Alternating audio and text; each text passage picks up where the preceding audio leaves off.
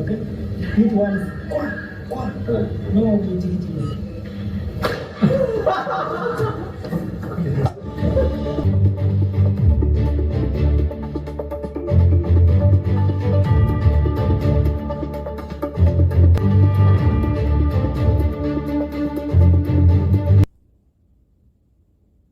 You guys watching this? This is in Kenya.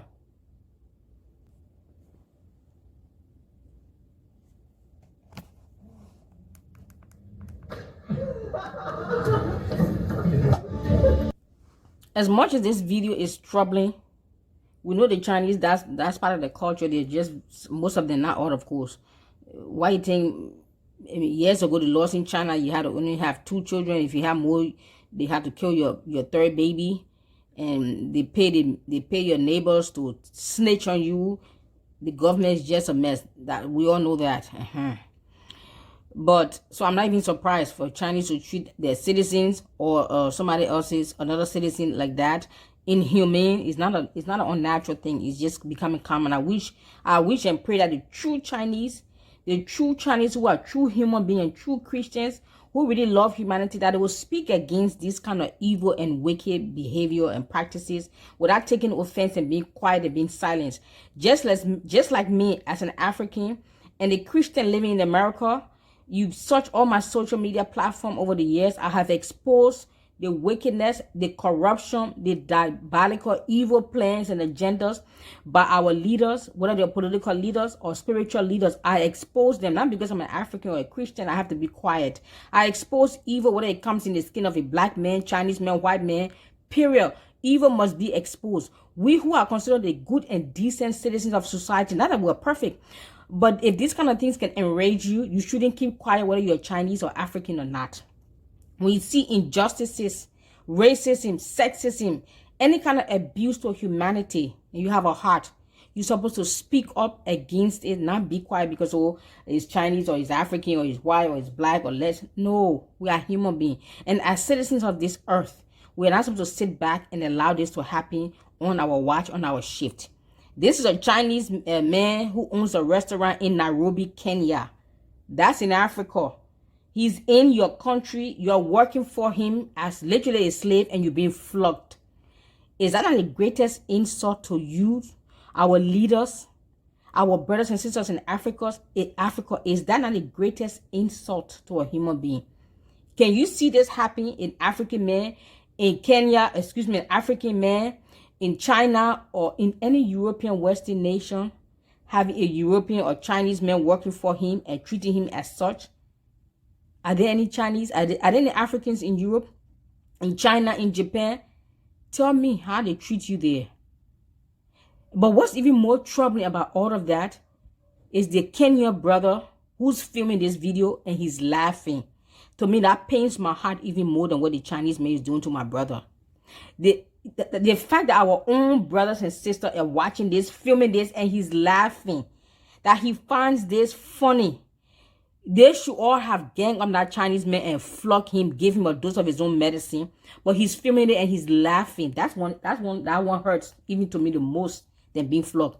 That your own brother or sister that's supposed to come to your aid and help you out is actually laughing, finds this insulting. What does that say about our heart towards each other as Africans, as human beings?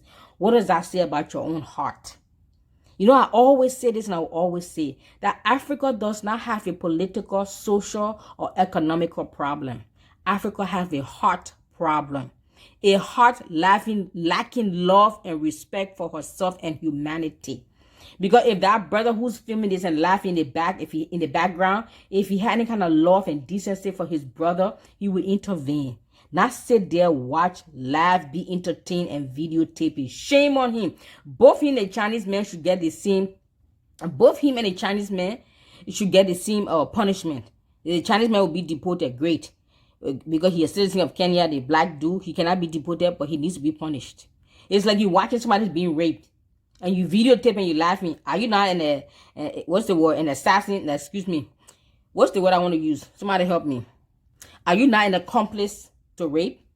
Watching somebody commit a crime, are you not an accomplice without intervening and trying to help or call the police He's sitting there laughing. He probably sitting there laughing because he probably also an employee and he wants to save his own butt and save his own job. So he afraid to say something, so he laugh and videotape it. Faster, no beat teller, no beat. Okay? Beat once. No beat. See the Kenyan man out there laughing.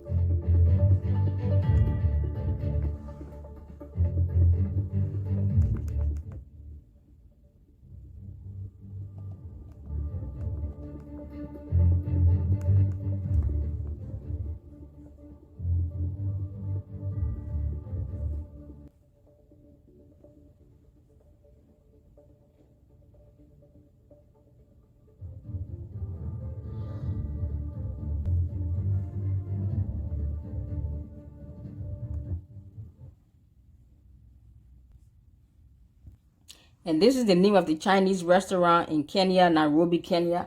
I think the Africans, it's time for us to rise up.